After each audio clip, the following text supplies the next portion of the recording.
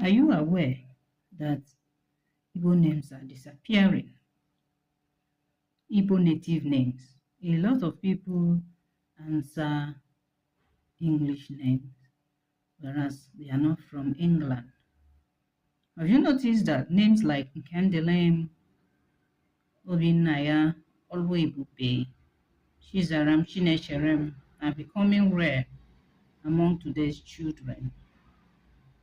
More parents now choose names like Brian, Nicole, Jennifer, Jason, Emily, or whatnot.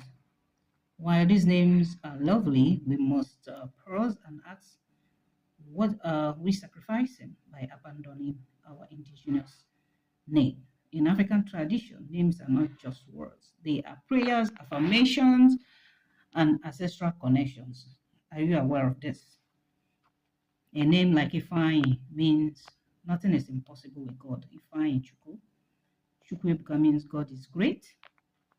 There are names that carry identity, power, and spiritual energy.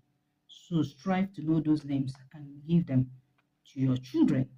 So when a child is called Michael instead of Madabuchi, what are we telling the world? That Western identity, is it superior? It is not. We must take care of our heritage. We must give our children names for cultural preservation.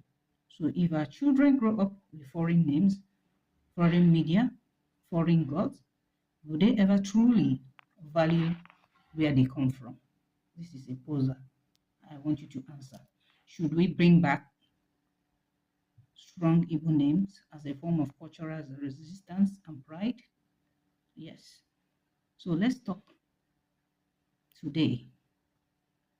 Whenever you want to name your child, look for a strong, blessed, potent, Ikenganized cultural name of your tribe or race and give to your children.